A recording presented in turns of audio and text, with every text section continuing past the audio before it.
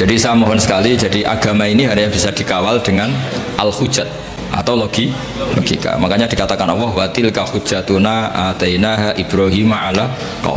Tapi sekarang banyak orang itu nggak berlatih argumentasi, sehingga di tradisi Aswaja NU orang harus hafal akidatul awam, harus hafal sifat wajib 20, sifat muhal 20, terus sifat wajibnya Nabi 4, sifat muhalnya Nabi 4, sifat jaiznya 1. Tanpa itu semua kita tidak bisa ngawal apa? Islam. Karena pertarungan duniawi itu menyudutkan Islam. Misalnya Anda bilang, katanya orang Islam itu hidupnya fid dunya hasanah, orang Ethiopia kok miskin-miskin, kamu tidak bisa jawab. Tapi kalau kamu membela Islam dengan logika, misalnya mereka menuhankan makhluk yang lahir di bumi, kamu menuhankan zat yang adanya sebelum langit dan bumi. Kira-kira kalau adu argumentasi menang mana? Keabsahan sebagai Tuhan. Tentu lebih logis yang ada sebelum langit dan bumi, yang layak berstatus sebagai, dulu orang kafir jahiliyah itu Tuhannya banyak karena problemnya banyak, sehingga ketika Nabi mengajarkan satu konsep Tuhan satu atau tauhid, itu mereka bilang gini, aja alal alihata ilaha wahida inna hadza la syai'un ujab. Masa urusan banyak kok Tuhannya satu, ini aneh. Makanya mereka bilang apa? Aja alal alihata ilaha wahida. Masa Tuhan yang banyak menjadi satu, ini aneh. Problem kita banyak, kasus kita banyak. Harusnya Tuhannya juga banyak. Terus Nabi secara santai menerangkan, kalau kamu jadi pembantu atau jadi budak, terus punya majikan banyak, perintahnya beda-beda, kamu pusing enggak? Wah ya pusing Muhammad, mendingan majikan satu. Terus Kanjeng Nabi bilang, inna rabbakum sayyidukum, Tuhan kamu adalah majikan kamu. Kalau Tuhannya banyak, merintahkan semua, pusing kamu kan? Ya sudah, mat Tuhannya satu saja. Itu yang dimaksud daraballahu mathalan rajulan fihi syuraka'u mutasyakisuna wa rajulan salamal lirajul hal yastawiyani masalah. Alhamdulillah, Allah membuat satu perumpamaan, ada orang punya majikan banyak yang perintahnya beda dengan orang yang hanya mengabdi satu majikan. Kira-kira kamu milih mana? Milih yang satu. Terus ketika mereka menuhankan berhala itu, Nabi bikin contoh itu sederhana sekali. Daraballahu masalan abdam mamlukan. Allah memberi satu perumpamaan begini. Nabi itu pidato begini. Andaikan ada budak yang buta, sudah buta tuli, kamu mau nggak tak kasih pembantu yang seperti itu? Wah ya nggak mau Muhammad, pembantu kok malah ngerepotin ya. Berarti itu nggak sah jadi pembantu, nggak sah. Lalu jadi pembantu saja nggak sah, kok jadi Tuhan? Yaitu berhala itu kalau potong tangannya terputus ya dibangun lagi, kalau kotor dimandikan. Itu kan Tuhan kok ngerepotin. Jadi abdan itu makanya disebut wator bawa masalah rojulaini ahaduma abkam. Abkam itu nggak bisa ngomong, layak diru ala syai'in, melakukan apa saja nggak bisa. Wahwa kalun ala maulah, adanya hanya merepotkan. Saya pernah di PCI NU Korea, itu mereka tauhidnya mantap, melihat ateis itu kayak melihat kebodohan. Orang kok tidak punya Tuhan, dan ceritanya aneh-aneh. Itu kalau ada majikannya yang baik, anak-anak NU yang di sana kerja itu minta fasilitas sholat, itu ditanya sama orang ateis, minta dibeliin berhala enggak, karena aneh. Jadi ada yang sholat itu dilihat dari atas gini, orang Islam kok aneh, sholat kok nggak ada yang disembah. Yang lucu lagi, saya punya teman setengah kaya karena pegawai Garuda itu pas waktu asar sholat di mall, itu security-nya ada pun polisi. Di sini ada ritual teroris, tolong ditangkap. Jadi kalau bilang sholat itu ritual teroris, dianggap mukaddimah. Jadi sholat dianggap mukaddimah sebelum ngebom. Tapi mereka bersemangat menghidupkan Islam. Saya pernah di PCNU Korea. Karena apa? Logika zaman dia kecil bahwa Tuhan itu harus wujud dan harus dan Tuhan tuh begini-begini, nggak mungkin alam raya yang wujud ini diciptakan oleh sesuatu yang tidak wujud. Faham? Ateis itu kan super tidak masuk akal. Masa alam raya ini diciptakan oleh ketiak? Coba kalau kamu logika, hadhil maujudat khalaqahal adam, sesuatu yang wujud ini penciptanya adalah ketiak, dan itu kan stres semua itu santri kamu nanti. Ini ajaran apa gitu. Tapi kalau Islam kan mengajarkan hadhil maujudat khalaqaha wajibul wujud. Wujud ini diciptakan oleh zat yang super wujud. Kan enak di akal itu enak.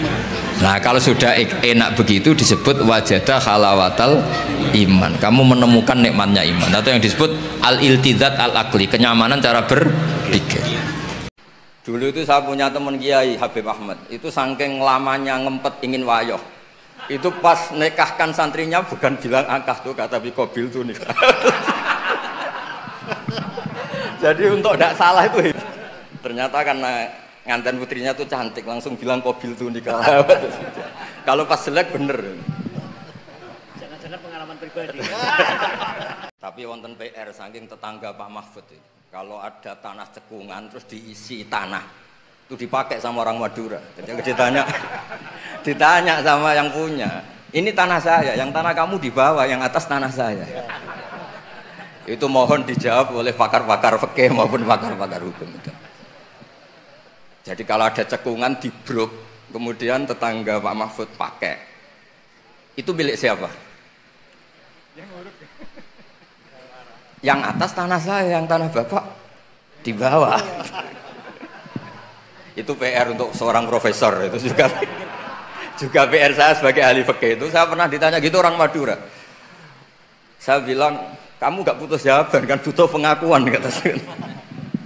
Saya ini kiai paling gak suka diundang. Bukan karena saya sombong, gak diundang tuh ribet. Ngomong harus muji yang punya rumah. Tadi Mas Zainul ini yang namanya Mas Zainal Arifin tuh ini. Ini di struktur ponaan, tapi gara-gara pengasuh tadi disebut Pak Mahfud nomor 1. Itu sepanjang sejarah. Naturalisasi. Mantu ya, naturalisasi. Ini kayak ini juga naturalisasi ini. Jadi mantu-mantu itu agak berulah Pak Mahfud. Kalau saya ini gen asli, saya punya darahnya Ki Umar. Ilmu itu sama dengan anak perawan, rapet tutupe. Nek diparani wong jerit-jerit mencak-mencak. Ngedoh mblayu-mblayu, tutupe ruwapet wis prapet gak iso. Tapi waman ataha khadian nalal munah. Barang siapa orang yang bisa merayu dengan rendah diri, dengan tawadhu Arab asar, kena-kena nih. Yang dikatakan warga Indonesia itu siapa? Ya siapapun yang bergeografis di Indonesia, lahir sebagai akta Indonesia, ya orang Indonesia. Kemudian ada yang penjahat, ada yang maling, kita penjara. Apa dia keluar dari kebangsaan Indonesia? Enggak kan? Sama ketika orang Islam menjadi zina dan fase koruptor, keluar dari Islam enggak? Enggak. Karena Allah tetap bilang famin. Apa? Famin. Jelas ya? Kalau Khawarij cara berpikir itu ekstrim. Setiap dosa besar itu mengeluarkan orang dari status Islam. Oh, itu bahaya sekali. Karena nanti kalau itu iya, kita akan kehilangan banyak orang nopo Islam. Saya punya kitab banyak tentang makalah-makalah politik. Itu diantaranya yang dikutip juga lagi-lagi beberapa sahabat ngendikan fakub hanlakum hina sirtum ghorodon yurma. Buruk sekali kamu umat Islam ketika jadi objek sasaran. Itu dulu pernah ada seminar ekonomi saya ngisi itu. Ketika orang Islam suka haji, yang kepikiran bikin sajadah itu orang Cina. Ketika orang Islam suka umroh, itu yang bikin pakaian ihram itu orang Cina. Jadi objek. Jadi kita butuh Islam-Islam sing kedonyan supaya gak jadi objek. Dulu politik juga sama. Kiai-kiai kon milih caleg, bariku dia kali tok ora tau dadi aktor. Bosen dia kali terus dados Mas Arwan ini kita nyalek piyambak. Makanya cipta paling nyata Nabi Yusuf. Ini rungokno kita nom-nom ben bangga. Nabi Yusuf ku nabi. Nabi ku cara kok dah maksum ora dosa. Tapi ada kejadian wajar di mana Nabi itu didesain kayak manusia biasa. Ana Joko nduwanteng, ora tau ora rasane wong wedok. Sing sitok setengah baya di bojo hipotek sekomah. Potensi Basaria selingkuh kan tinggi. Secara naluri Basaria Yusuf ya ben ngrasakno Zulekha, Zulekha ben ngrasakno Yusuf. Tapi justru lewat kepengen itu dan Nabi Yusuf bisa mengendalikan diri pas dijak lari, dia langsung diangkat jadi nabi. Modal melayu jadi nabi dulu, paham? Kowe tahajud setahun rong mesti iso dadi nabi. Tidak melayu kok selingkuh, paham ya? Iku pelayanan iso dadi napa? Nabi. Lho niki tenan nih. Jadi kalau di dunia kiai yang masih orisinil itu, nafsu itu benar-benar dilatih. Maka masyhur dalam cerita ada orang perang sama Ali radhiyallahu anhu. Ketika perang ini sangat semangat. Tapi ketika orang itu meludahi dan Sayyidina Ali ini tersinggung karena diludahi, Sayyidina Ali langsung angkat tangan. Sudah perangnya nggak usah diteruskan. Karena saya marah sama kamu sekarang demi nafsu karena kamu meludahi saya. Padahal saya tadi motifnya demi Allah dan Rasul. Jadi sangat tipis bedanya kita emosi karena diri kita dan emosi karena Allah dan Rasul. Sehingga ketika diludahin ini terus beliau mikir, jangan-jangan perang saya karena saya diludahi. Dulu itu kiai-kiai ngajarkan matematika, sosiologi itu juga gampang. Dulu yang diajarkan kita Pak Mahfud supaya orang punya harga diri itu mengutip dawuh Sayyidina Ali. Ahsin man syi'ta takun amira. Kamu berbuat baik saja sama orang, pasti Anda bisa memimpin. Ada seorang menteri, seorang presiden, seorang apapun itu kalau sama orang yang ngutangi, ada acara menteri itu orang nggak lihat. Itu ada menteri datang, diajak sama orang yang nggak siapa-siapa, nurut. Loh kenapa kamu nurut? Saya punya utang orang ini, Gus. Jadi ahsin man syi'ta takun amira. Terus wastahni amman syi'ta takun nadhira. Dan kamu tidak usah butuh orang lain, maka kamu setara. Itu kenapa para kiai-kiai yang masih megang ini ketika kenal orang kaya, kenal pejabat biasa saja, karena sekali butuh, wah masalah ini. Jadi wastahni amman syi'ta takun nadhira. Terus terakhir wahtas ila man syi'ta takun asira. Dan silakan kamu butuh orang lain, maka kamu akan menjadi tawanan orang. Dulu Wali Songo itu mengajarkan itu tidak menguasai negara dulu, tapi menguasai logika. Kalau negara itu bentukan kemudian, makanya sebelum ada negara Indonesia, Islam sudah mayoritas karena fa'innal uqula muttarratun ila qabilil haq. Yang namanya akal pasti terpaksa menerima kebenaran. Jadi makanya itu hikmahnya kenapa Kiai NU tidak menjadi ekstremis, tidak menjadi Islam yang keras radikal. Agama itu mudah diterima karena kebenaran itu mudah diterima, nggak usah paksa. Karena la ikraha fiddin. Kenapa la ikraha? Qad tabayyana rusydu minal ghayy. Mana benar mana salah itu pasti jelas. Ya, saya kira demikian. Assalamualaikum warahmatullahi wabarakatuh. Dulu itu ada seorang ulama dipanggil anak muda, dibully terus. Wahai kiai, datang ke rumah saya. Datang kiai itu. Setelah sampai ke rumah orang itu, silakan kiai kembali ke rumahnya. Saya tidak butuh kiai. Kiai itu dengan riang kembali. Setelah di rumah dipanggil lagi. Pak Yai, silakan datang ke rumah saya. Datang lagi. Dia senyum-senyum, kiainya santai. Wah, nggak jadi butuh Pak Yai, silakan kembali lagi. Sampai 3 kali. Oh itu kalau rektor digitukan marah. Dosen marah. Kiainya santai. Santai, senyum-senyum, rileks. Ketika ditanya, kenapa Pak Yai tidak tersinggung? Jawabannya unik. Anak muda, saya ini senang sekali nuruti perintah Allah, disuruh menghormati tetangga. Sehingga ketika Anda manggil, ya saya datang. Ketika Anda nyuruh pulang, ya saya pulang. Saya senang sekali nyenangkan tonggo. Dan itu perintah Allah, jadi tidak ada hubungannya dengan kamu. Wah, pemudanya nangis minta dimaafin. Kalau kita kan enggak, kita ini dosen, kiai, mungkin kita doktor, mungkin kita profesor. Tapi kita ini sering didikte oleh orang bodoh. Kalau orang bodoh itu jengkel, lo kita ya jengkel. Lo kamu jengkel, dijengkelkan orang bodoh itu namanya terdikte. Itu bodoh apa pinter? Oh itu tidak pinter sama sekali. Kalau betul-betul kamu pinter hanya bisa didikte oleh Allah Subhanahu wa Ta'ala. Jadi antara hukum Allah apa? Wa ahsin man asa'a ilaika, berbuatlah baik sama orang yang berbuat buruk sama Anda. Itu dikteannya Allah. Kalau dikteannya orang-orang bodoh kayak dimangkel ben mangkel, terus kamu mangkel. Itu bodoh apa pinter? Problem kita kekinian adalah wong pinter wong bodoh itu bodoh-bodoh bisa didikte oleh sekelilingnya. Sekarang wataknya perempuan seperti itu, wataknya anak-anak seperti itu, kita didikte. Anak-anak jengkelin kita mangkel. Berarti kita didikte oleh orang bodoh. Makanya agama itu unik, kadang ngendikan wa ahsin man asa'a ilaika, kadang wasil man qata'aka, sambunglah orang yang memutus kamu. Karena dengan demikian kita hanya didikte oleh Allah Subhanahu wa Ta'ala, bukan didikte oleh hukum sosial. Cara Jawane nak ngapiki tangga sing apik akeh tunggale. Berbuat baik sama yang berbuat baik pada kita itu mbok orang fasik ya seperti itu, maling ya seperti itu, sama. Tapi kalau berbuat baik sama orang yang berbuat jelek sama kamu itu baru luar biasa. Dan memang teksnya hadis wa ahsin man asa'a ilaika, berbuat baiklah sama orang berbuat buruk sama kamu. Kiai-kiai yang sekarang koalisi sama pejabat itu alasannya juga ibadah, karena kalau pejabat itu didekati setidaknya akidah dia itu masih ahli sunnah. Pejabat itu rata-rata tidak pernah ngaji, dia taunya Islam NU atau Muhammadiyah ahli sunnah itu ya taunya dari kiai-kiai NU atau Muhammadiyah. Jadi kalau adat yang dekati itu NU ya adatnya NU, Muhammadiyah. Kalau adat yang dekati Syiah ya Syiah, kalau apa ya apa. Nah kalau semua kiai-kiai NU Muhammadiyah atau kiai-kiai ahli sunnah yang lain ya karena itu tidak mau dekati, lala sing dekati itu aliran sesat misalnya. Nanti cara berpikir dia juga aliran apa? Sesat. Berarti sing dekati ibadah atau musibah? Mboten jawab mau. Ibadah, dia tuh yakin betul. Dawe Nabi, la takunu imma'atan, taquluna in ahsanan nasu ahsanna wa in dzalamu dzalamna. Walakin watti'u anfusakum in ahsanan nasu an tuhsinu wa in asa'u alla tadzlimu. Kamu jangan jadi orang yang mudah diombang-ambingkan oleh orang sekeliling kamu.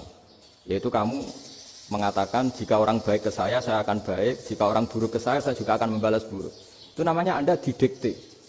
Tapi berkomitmenlah kamu akan berbuat baik meskipun orang lain berbuat buruk. Nah sekarang logika sosialnya begini. Kalau di Indonesia itu ada 1000 kiai, ada 1000 profesor yang ingin membenahi Indonesia. Rata-rata orang awam itu semau gue. Terus mereka mendikte kita.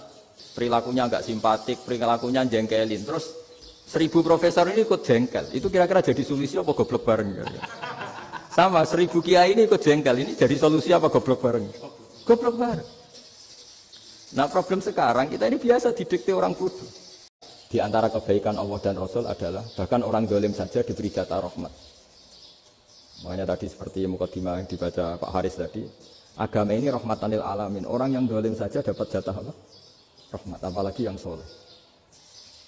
Nah kemudian yang perlu dicatat, kenapa kita menjadi enjoy dengan Islam? Islam itu adalah agama yang tidak didikte oleh materi. Jadi kalau Anda ingin makan enak, mungkin kalau pikiran kebanyakan orang, anak-anak muda yang milenial, yang gaul, ingin makan enak, ya makan yang disukai. Misalnya sate atau bakso Malang atau apa. Kalau orang-orang yang jadi wali nggak gitu cara berpikir. Ini yang masih orisinil. Ditanya, ini dunia baru kesulitan makanan, baru resesi. Cara makan enak gimana? Jawabannya lucu. Ya gampang, idamuhu alju. Idam itu lauk. Kalau kamu ingin makan, lauknya paling enak apa? Alju. Kamu harus lapar banget. Sampai kalau puasa itu melihat tempe itu wah luar biasa. Tapi kalau kamu nggak puasa, air putih itu nggak menantang.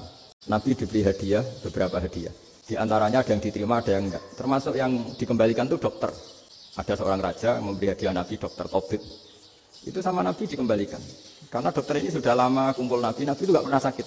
Akhirnya dokter ini putus asa, ini nggak perlu diobatin. Ketika ditanya, kenapa ya Rasulullah kau tidak pernah sakit? Karena kita ini kaum, kita ini komunitas masyarakat yang tidak akan makan kecuali lapar. Dan kalau sudah makan, berhenti sebelum kenyang. Jadi sederhana sekali pengobatan zaman itu. Sebagian besar penyakit itu pasti disebabkan kita ceroboh dalam hal makan. Sudah ngerti kalau durian masalah, kalau makan durian nggak kehitung gitu. Apalagi kalau gratisan itu tambah banyak. Pola tidur juga gitu, kata Nabi. Dan kita tidak tidur kalau tidak sangat ngantuk. Nah, itu namanya orang-orang soleh yang sudah ada didikte materi. Kalau yang didikte materi kan bisa tidur nyenyak kalau kasurnya enak, AC gini-gini. Sebenarnya enggak, tidur enak itu ya kalau sangat ngantuk. Buat di gudang, buat di bis, kalau sangat ngantuk ya semuanya ya enak. Kita harus yakin seyakin-yakinnya bahwa semua kemungkinan itu mungkin. Makanya masyhur dalam tarikh ketika kafir Quraisy mau disiksa oleh para malaikat karena mereka sering menyakiti Nabi, kata Nabi gimana? Jangan. Saya berharap kalau bapaknya tidak mukmin, suatu saat anaknya mukmin. Di Indonesia lebih hebat lagi. Bapaknya iso maca Quran, anaknya hafid. Bapaknya utun ratamat SD, anaknya jadi dekan. Di Indonesia banyak orang nggak siapa-siapa, anaknya jadi presiden, anaknya jadi menteri. Artinya jangan karena bapaknya kafir kamu nganggap anak turunnya pasti selalu kafir. Teori itu sudah salah zaman Rasulullah. Nah, Syekh Khatib sendiri sebenarnya orang Minangkabau.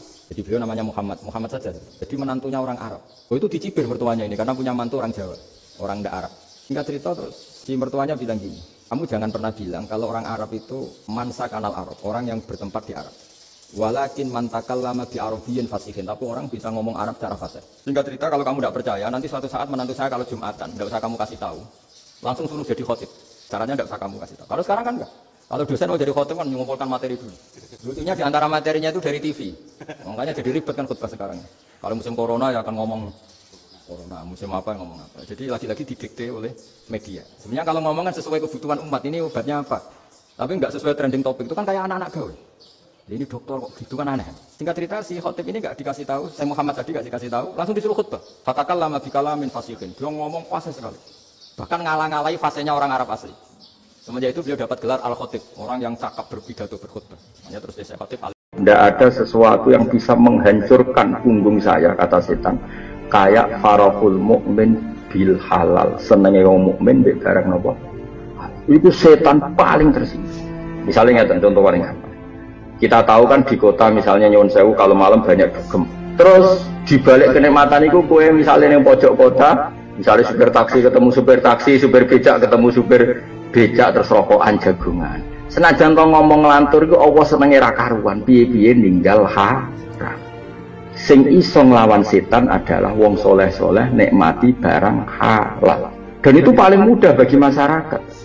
Masyarakat bengi-bengi bukan tahajud yo abot kon istighfar ping 10.000 kok fatwane mursid-mursid yo abot mursite kadang lali. Yo apik tapi masyarakat itu ora mesti kuat. Mulane asal gak haram itu apa? Peristiwa Mi'raj yang jarang diceritakan orang itu, Rasulullah itu ketemu Nabi Adam. Nabi Adam itu disebutkan di sini faidan an yaminihi aswidatun wa an yasarihi aswidatun. Dari sisi kanan itu ada kelompok besar, dari sisi kiri juga kelompok besar. Ini cerita Nabi ketika ketemu Nabi Adam. Faidan nazara qibala yaminih dhahika wa idza nazara qibala shimali baka. Nabi Adam ketika melihat ke kanan itu senyum-senyum, senang sekali. Tapi kalau melihat ke kiri itu nangis. Lalu Rasulullah SAW tanya ke malaikat Jibril, itu siapa? Itu Adam. Dan yang kelompok di kanan itu ahli surga, maka beliau kalau melihat senang sekali, dan kalau yang di kiri itu ahli neraka, kalau beliau melihat itu susah sekali. Artinya apa? Betapa susahnya jadi Nabi Adam itu. Jadi kalau misalnya ada koruptor ketangkep itu ya, yang nangkep ya cucunya, yang ditangkep juga cucunya. Kalau kita punya anak 10 gitu, terus yang satu misalnya nyuri milik temannya, milik saudaranya itu, sing naboi ya anaknya, yang ditaboi juga anaknya. Kayak apa tersiksanya seorang Nabi Adam? Karena nggak punya pilihan, pasti dari sekian kasus dolim dan mazlum, yang mendolimi maupun yang didolimi itu pasti anak cucunya. Orang yang sekarang sedang kafir bisa saja nanti yang nyafaati kamu di akhirat, yaitu mereka masuk Islam lalu Islamnya lebih serius, akhirnya punya hak syafaat. Sementara kamu Islam mulai kecil tapi biasa-biasa saja seperti ini, mulai dulu ngaji terus sama Ki Abdul Manan, nggak pernah yang ngisi ngaji, itu artinya nggak ada perkembangan. Makanya saya nggak ingin ngaji lagi, karena saya ingin perkembangan Anda nanti tukang mengisi, bukan yang diisi. Jadi orang Indonesia itu luar biasa. Dulu yang namanya orang Indonesia di Arab Saudi itu dihormati sekali, karena yang kesana itu pasti ulama. Sudah alim di Indonesia kesana, termasuk Mbah Ahmad Dahlan, Mbah Hashim dulu karena sama-sama muridnya Mbah Soleh Darat. Lama-lama yang kesana itu TKI TKW itu ya mulai agak dibully. Makanya jangan sering dalil ayatnya begini berarti memasukkan apa saja, tidak bisa. Itsma min amin illa wa yatakhayyalu fihi takhsis. Enggak ada ayat umum kecuali prakteknya ada takhsis, ada kekhususan. Jelas ya? Apa saja? Misalnya gini, bohong itu haram. Ya pasti tidak semuanya. Ada bohong itu wajib. Ada perempuan dikejar-kejar sama begal mau diperkosa, terus sembunyi di rumah kamu. Kamu wajib jujur apa wajib bohong? Wajib jujur apa wajib bohong? Wajib bohong. Kalau kamu jujur namanya kebodohan. Bukan. Pak, cawe dok mau ning ndi? Monggo teng mriki kula dudono. Itu tidak jujur, itu goblok gitu. Ya ingat ya kaidahnya itsma min amin illa wa yatakhayyalu fihi takhsis. Sudah itu aja dihafalkan, nanti sudah pinter sendiri itu. Sudah itu aja. Artinya dalam kebenaran saja ada kesalahan itu loh. Makanya kalau donga untuk robana dzalamna anfusan. Nah, makanya urutan pertama iktaroku bidzulmi. Nak salah ngaku. Kok salah berargumentasi. Salah ngotot. Joko-joko tuh salah ngotot. Kandani nak nikah sunah Rasul cek ngotot. Ya itu kan zaman dulu. Kalau sekarang harus mapan dulu, kalau enggak kakean teori no. Kandani ki ini utlubun kok binikah lu riyen iki. Ribet teh. Wah angel kandani santri saiki teori ya. Nang kalau di santri lanang kuatah mbak kada ibu arep rapi-rapi ora yo buan. Nanti kandani malah berargumen. Coba namanya tak kandani kon tawakal ora mikir pekerjaan. Gak iso kan santri kota ora iso. Nah nanti iso ajar kasih. Kandani sing ngandel kon tawakal. Santri kota ora iso. Gimana? Wes sak mlaku-mlaku gak go ATM ora wani. Gak go HP ora wani. 2 kilo lupa ninggal ketika milih kembali. Itu wedi kalau ada apa-apa gimana? Padahal dulu berhari gak bawa HP. Jadi nah makanya wa akharuna itu nomor 1 ukurannya i'tarofu